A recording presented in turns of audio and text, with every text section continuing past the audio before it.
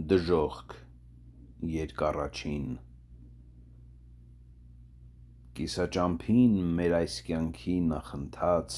ես կորցրի ճանապարհը ճշմարիտ և ինձ գտա մի անտառում մթամած: Օ, դժվար է արտահայտել, թե որքան վայրի, դժնի ու մռայլ էր անտառն այդ: Պակուցիչ է հիշելն անգամ սոսկական: Նա դառնաշունչ ու ահեղ էր մահվան պես: Բայց ցույց տալու համար բարիքն իմ գտած, կպատմեմ, թե ինչեր տեսա այնտեղ ես: Չգիտեմ, թե ինչպես մտա ես այնտեղ: Այնքան էի քնաթաթախ այն պահին, երբ բաց թողի ճամփան ուղիղ ու անշեղ: Բայց երբ հասա ստորոտը մի լեռան, ուր փակվում էր այն հովիտը չարաշուք, որը իմ սիրտը ահաբեկել էր այնքան, վեր նայեցի և տեսա, որ գագաթն իր շողերով էր արդեն պատած արևի, որ լուսեղեն ուղեցույց է անպատիր: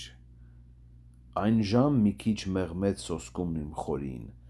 որ իմ սրտի խոռոչում էր լճացել, իմ անցկացրած անդոհալի գիշերին: Եվ ինչպես նա, ով հևհևուն ու թասուն, ծովից դեպի ծովեզերքը նետվելով, նայում է ետ ալիքներին փոթորկուն, այսպես հոգիս,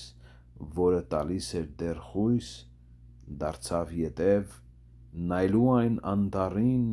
ուրկից ոչ ոք դուրս չի եկել անգորույս: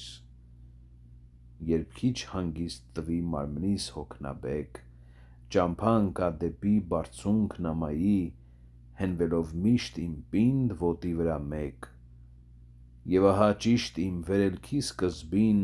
թեթևաշարժ ու ժիրածիր մի հովազ, որ պատված էր պիսակներով, երբ նրբին, դեմս ելավ ու չթողեց բարձրանալ, այլ մանավանդ ճամփաս այնպես խափանեց, որ քանիցս ես ուզեցի ետ դառնալ: Նախաժամն էր արշալույսի վաղորդյան, և արևն այն աստղերի հետ էր ծագում, որոնց հետ էր այն ժամ, երբ սերն աստվածյան շարժում տվեց մարմիններին գեղատես: Գտնելով պահն ու եղանակն հուսալի, արդեն այնքան երկյուղ չէի զգում ես: Այն գազանից պատած մորթով գույնզգույն, բայց ես նորից համակվեցի սոսկումով, երբ երևաց ինձ մի առյուծ հանկարծույն: Սա կարծես թե իմ վրա էր հարձակվում, ահիպարան ու մոլեգին կեցվածքով, որից օդն իսկ սարսափահար էր թվում: Նույն պահին ես տեսա մի գայլ էգ ու չոր, որ սովահար ու անհագ էր երևում և շատերի կյանքն էր դարձրել տանջավոր: Սա ինձ այնքան պատճառ դարձավ խռովքի, քստմնելի ու ահռելի տեսքով, որ ես արդեն կորցրի հույսս վերելքի: Եվ ինչպես նա, ով դիզում է անընդհատ, բայց երբ հանկարծ իր ձեռքը բերածն է կորցնում, տխրում է և իրեն զգում հույս, վհատ, այսպես վհատ ինձ զգացի, իրավի,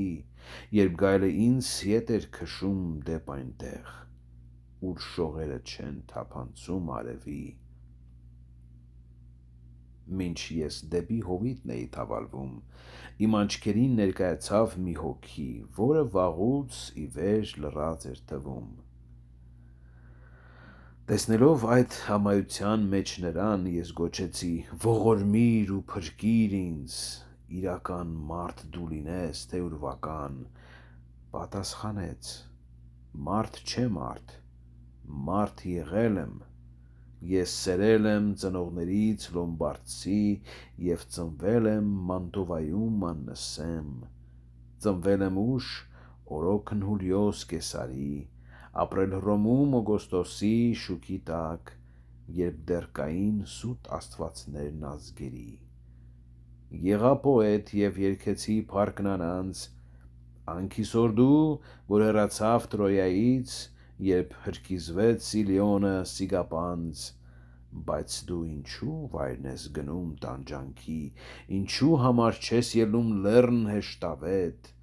որ սկիզբն է պատճառն ամեն բերկրանքի։ Ես պատասխան տվի դեմքով պատկառուն, դու ես Վիրգիլն և այն աղբյուրը, ուրկից պերճ խոսքերի գետ է հորդել լայնահուն։ Օ, դու բոլոր պոետների փառք ու լույս, արժեն սերն ու տգնությունը հարատև, որով հատորդ վերածանացի խորասույզ, դու ես վարպետս ու հեղինակս իմ երեց, դու ես լոկ նա, որից էլ ես ստացա գողտրիկ ոճը,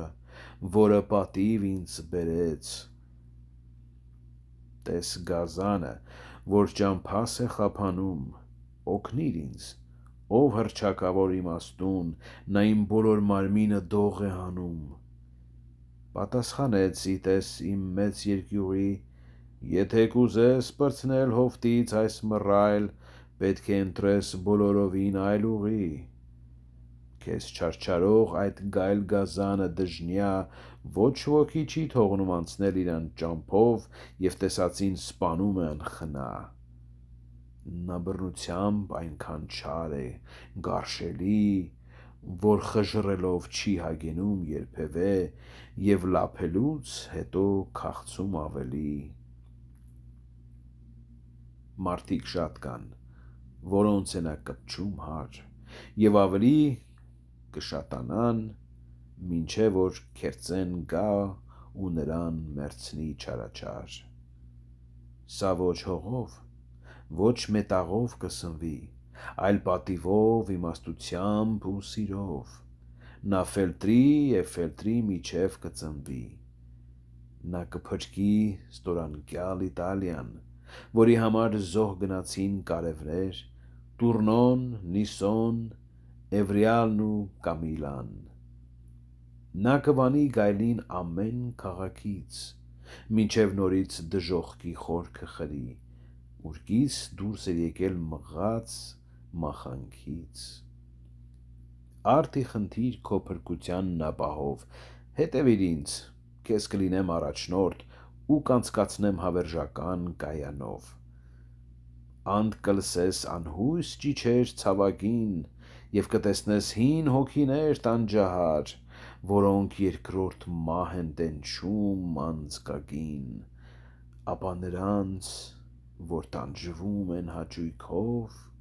կրակի մեջ զի հույս ունեն, որ մի օր կհամբառնան երանելի հոգվոց քով, իսկ սրանց մոտ եթե ելնեն փափագես, կա ինձանից արժանավոր մի հոգի, որին պիտի հեռանալիս հանձնեմ քեզ։ Քանզի կայսրը, որ գերիշխանն է երկնի, չի կամենա իմ մուտքը իր քաղաքում, զի ես չեղա իր օրենքին ընտանի, նա ամենուր տեր է, երկնում տիրակալ, նրա քաղաքն ու գահույքը այնտեղ են, երջանիկ է նա, ով դառնում է ընտրյալ։ Եվ ես նրան հայցում եմ քեզ, ով պոետ, հանուն Աստծու, որին դու չես ճանաչել, ազատիր ինձ այս վիճակից չարաղետ, տար ինձ այն տեղ, որի մասին խոսեցիր, որ ես տեսնեմ դարպասը Սուրբ Պետրոսի և նրանց, որ ներկայացրիր տանջակիր, այն ժամ շարժվեց, և ես հետքով գնացի։